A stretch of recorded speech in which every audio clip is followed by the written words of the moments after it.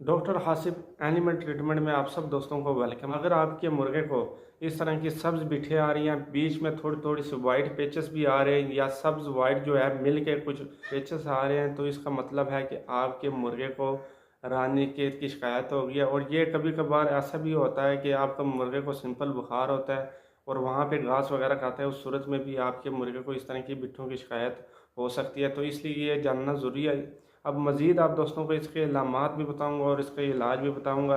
अच्छा, इस बीमारी में होता क्या है कि सबसे पहले मुर्गे को सब्ज़ बिट्ठें आती हैं इस कलर की।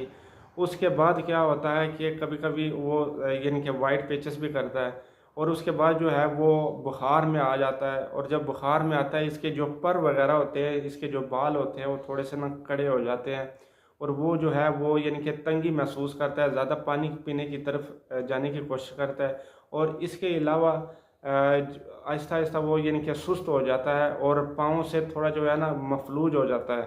अब इस बीमारी में बाज़ औक़ात ऐसे भी होता है कि उनको लकवा स्टार्ट हो जाता है, यानी कि जो उनकी गर्दन होती है वो टेढ़ी हो जाती है।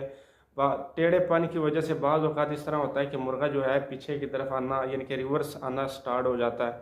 लेकिन ये लम्हा जो है उस सूरत में होते हैं कि जब आप बर वक्त इलाज नहीं करते या बिल्कुल इलाज ही नहीं करते, उस सूरत में होता है। ख़ास तौर पर ऐसे मुर्गों या मुर्गियों को जिनको वैक्सीनेशन ना की हो, हासिलों को, तो उनको ये बीमारी का शिकायत हो जाती है। अच्छा, ये इलामात आप दोस्तों को बताएं तो ऐसा मुर्गा यानी पानी पीने की तरफ भी ज़्यादा जाएगा, और उसके बाद जो है ये मुर्गा पानी पीने के बाद ये अंधेरे वाले साइड पे ज़्यादा जाने की कोशिश करेगा।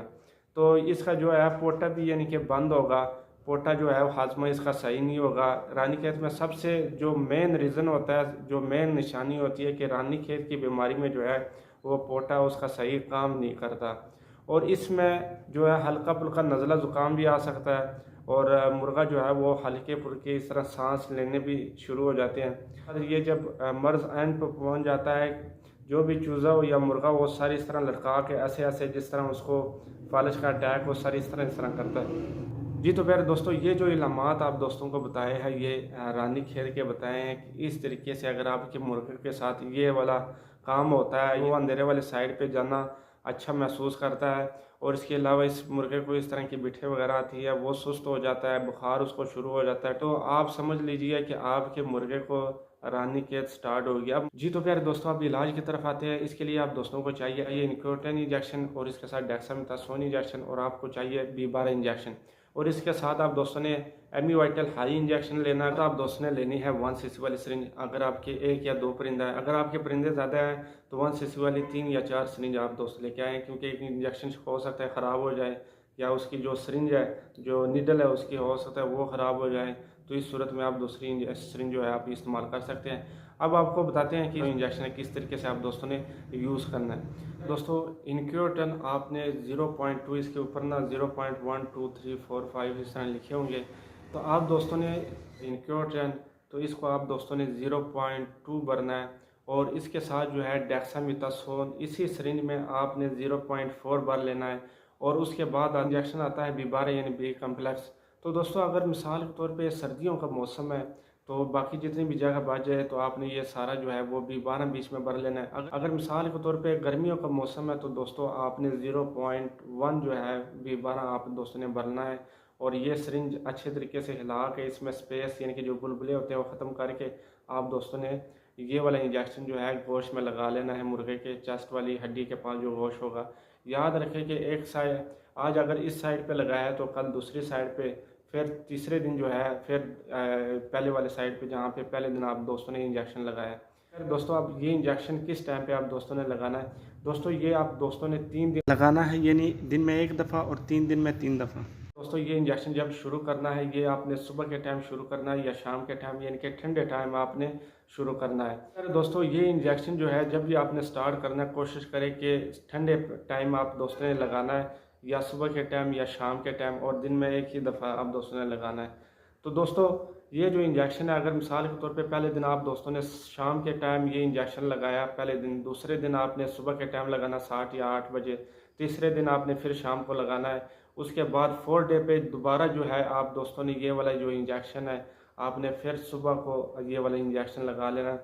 यहाँ पे दोस्तों आप दोस्तों को बताता चलो कि ये जो इंजेक्शन है, अगर मिसाल के तौर पे पहले दिन आप सुबह को लगाते हैं तो दूसरे दिन आपने शाम को, तीसरे दिन आपने सुबह को, 4 डे को आपने फिर शाम को ये इंजेक्शन लगाना है। तो इस तरीके से आपने ये इंजेक्शन लगाना है। उसके बाद 4 दिन लगा के या 3 दिन लगा के, वैसे ये इंजेक्शन लगाने से दूसरे दिन ही आपको फ़र्क महसूस हो जाएगा। तो ये इंजेक्शन जब भी इस्तेमाल करता हूँ सिर्फ 3 दिन ही इस्तेमाल करता हूँ, उसमें मुर्गा बिल्कुल फिट हो जाता है। 4 डे इसलिए कहा है, हो सकता है कुछ मसलन उसमें फिर भी हल्की फुल्की हो सकता है थोड़ी सी थकावट हो, तो इससे वो भी यानी कि दूर हो जाएगी। अब यहाँ पर आप दोस्तों को एमी वाइटल हाई इंजेक्शन के बारे में बताता हूँ। अगर गर्मी है या सर्दी है तो ये इंजेक्शन आप दोस्तों ने क्या करना है कि 1 सीसी जो मुर्गे का छोटा सा बर्तन होगा जहाँ पे आप दोस्तों ने पानी वगैरह रखा होगा, तो 1 सीसी आपने उसमें गिरा के अच्छे तरीके से हिला देना है। और इस चीज़ की टेंशन आप दोस्तों ने नहीं लेनी कि सर्दी है या गर्मी का मौसम है तो इससे कोई फ़र्क नहीं पड़ेगा। ये उसके इम्यूनिटी सिस्टम को और ज़्यादा बेहतर करेगा और काफ़ी जो उसमें कमी पेशी है उसको ये बेहतर करेगा। अब यहाँ पर आप दोस्तों को एक बात बताते चलूँ कि अगर आप दोस्तों ने अपने मुर्गों को वैक्सीनेशन नहीं की, जिनकी वैक्सीन नहीं लगाई, H9 गैलेमोन इस तरह की कोई भी वैक्सीनेशन आपने नहीं की, तो अगर अदरक थोम का भी आपने इस्तेमाल नहीं कराया, वैक्सीनेशन भी नहीं लगाई, तो आप दोस्तों से यही दरख्वास्त है कि मेरे कोई भी इंजेक्शन अपने बर्ड को मत लगाए, इससे असर नहीं होगा। सिर्फ मेरे इंजेक्शन क्या है, वेटनरी में जितने भी इंजेक्शन आपको अगर मिल जाते हैं, अगर आप मुर्गे को लगाते हैं तो उसका कोई असर उन पर नहीं होगा। हाँ, ऐसा मुर्गा आपका बढ़ सकता है जिसकी क़ुव्वत मुदाफ़ात बेहतर हो। ये 100 में से 2 या 3 मुर्गे होते हैं जिनकी इम्यूनिटी सिस्टम ठीक होती है, क्योंकि वायरस का कोई तोड़ ही नहीं है वैक्सीनेशन के बगैर। जब आप वैक्सीनेशन करते हो तो उसमें खुद जो है बैक्टीरिया होते हैं कोई, यानी कि जब वैक्सीन करते हो तो वो जैसे ही उसके ऊपर किसी भी वायरस CRD, कुरेजा या रानीखेत का उस पर अटैक हो जाता है तो वो जो जरासीम है उनके साथ लड़ने की वो ताकत रखते हैं। इसलिए खेत जैसे वायरस को ख़त्म करने के लिए जब भी आप अच्छे इंजेक्शन लगाते हो तो उसका उन पर असर हो जाएगा। और अगर आपने वैक्सीनेशन वगैरह लगाई हुई है तो याद रखें ये इतने फ़ायदेमंद इंजेक्शन है कि 2 दिन या जब आप लगाओगे तो आपको फ़र्क महसूस होगा। जज़ाकल्लाह, दुआओं में याद रखें। बस यही कहना है कि अगर आप दोस्तों ने वैक्सीनेशन नहीं की तो आप दोस्तों से गुजारिश है कि मेरे कोई भी इंजेक्शन मत लेना, क्योंकि ये थोड़े से महंगे हैं। हाँ, एक सूरत में आप ले लें इंजेक्शन, ट्राई कर ले, हो सकता है किसी मुर्गे की क़ुव्वत मुदाफ़ात बेहतर हो, इससे उसको और अच्छा रिज़ल्ट मिल जाए। और ये इंजेक्शन आप दोस्तों ने रख लेना है। उसके बाद जब आप वैक्सीनेशन स्टार्ट करोगे तो आप दोस्त यही इंजेक्शन इस्तेमाल करना जो आप दोस्तों को किसी भी बीमारी में बताऊँगा। तो या मैं या कोई भी डॉक्टर, अगर किसी भी डॉक्टर से आप मशवरा लेते हैं या वहाँ पर जाते हैं, जो भी डॉक्टर आप दोस्तों को इंजेक्शन या मेडिसिन बताते हैं तो उसी तरीके से आप दोस्तों ने वो इंजेक्शन या मेडिसिन दे देने। इससे ये होगा कि आपका मुर्गा जल्द रिकवर हो जाएगा।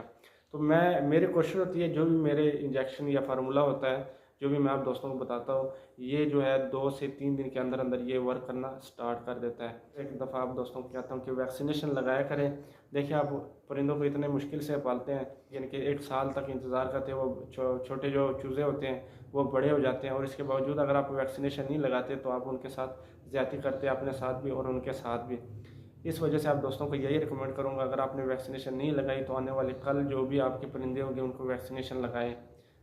प्यारे दोस्तों, अब इसके खाने पीने की बात की जाए तो प्यारे दोस्तों, अगर सर्दियों का मौसम है, बहुत ज़्यादा सर्दियाँ हैं, तो बहुत ज़्यादा गर्म पानी में आप दोस्तों ने रोटी डालनी है। जो पूरे होते हैं सूखे, वो डाल के, अगर आपके रोटी में नमक वगैरह नहीं है तो उस पर थोड़ा सा नमक डाल देना।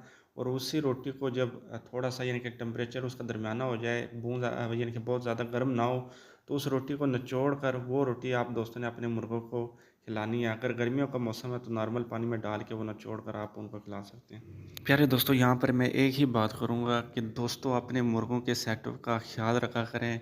वहाँ पे स्प्रे कर लिया करें, ऐसे स्प्रे जिनसे बैक्टीरिया का खात्मा हो। इसके अलावा कोशिश किया करें ऐसी जगह पर मत जाया करें जहाँ पर पहले ही बीमार परिंदे हो। यहाँ से गुरेज करें, जितना दूर आप उस जगह से साइड पे हो सकते हो जाएं।